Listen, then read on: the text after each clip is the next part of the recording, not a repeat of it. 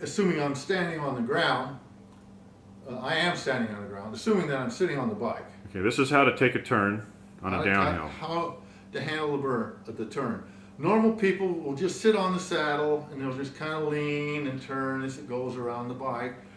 And for most casual riding, that's good enough. But when you start getting a little faster on the roads, on your downhills particularly, and if you like speed, and most cyclists do. There are two other ways to use it, and they're very, very, very safe. They help maintain the balance of the bike and control. And the first was shown to me by an Olympic rider, is you always have the outside pedal down and your knee locked. Well, you know, doesn't have to be locked, but the outside pedal means if you're turning right, this way. your outside pedal is down. Yeah, and then you drop the bike this way and you come slightly off the saddle so that the weight is now shifted. All your weight is now down on this outside pedal. Right. Now what this does is it immediately drops the center of gravity, weight-wise, from here down to there. Right. And that translates to the two thumbprints that are on the ground called your wheels.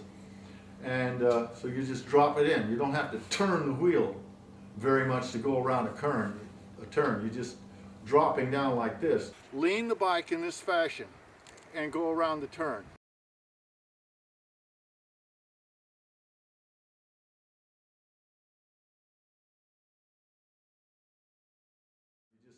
Dropping down like this. Notice the action. And you hang your knee out. Yeah, you can drop the knee, but you don't need to with this turn. Yeah. You can keep it in tight and just maintain contact with the frame somehow. You know, just slightly off the saddle so that your weight shifts down to there. And so as you're going around like that, your weight, your physical weight, is staying above the tires. Right. So you're basically turning just like that, where you're kind of dropping that bike down. Right. And your body's kind of straight up like that. Right. Now, if I were to do this same thing and be out here, the bike jumps out. Right. It goes right out from under you.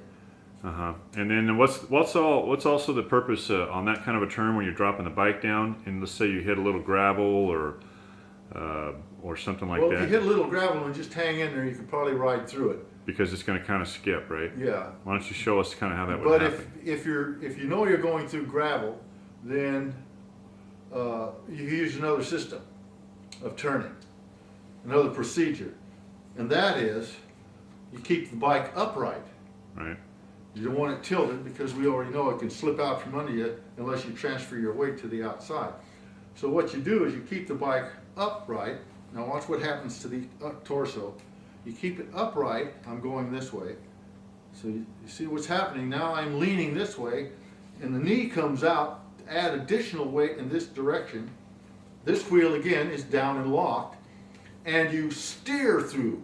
Now what happens here, and I've done this, you're going around gravel. So instead of leaning, you're steering through. Yeah, so the bike is staying here and you're steering through it. The other one, you're leaning through it more.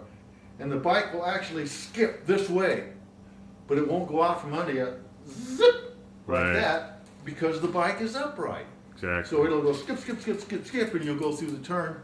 That is if the tires start to lose traction. So that's the advantage of that. And it's rare, but you know, stuff happens. Are there any final words before we take the fast descent down the hill? Don't go faster than you're able to go. Alrighty. Good.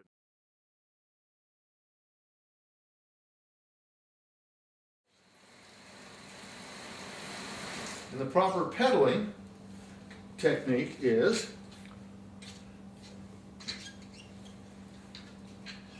keeping the ankles, the knees, and the hip joints straight without going like that. So when you're down, everything comes through. Straight through. Right. And if you start wiggling your knees, some guys will go like this. Wiggling not good. So this starts wearing on your joints and you can have problems. This way it keeps everything smooth and easy. Okay. And as you're pedaling,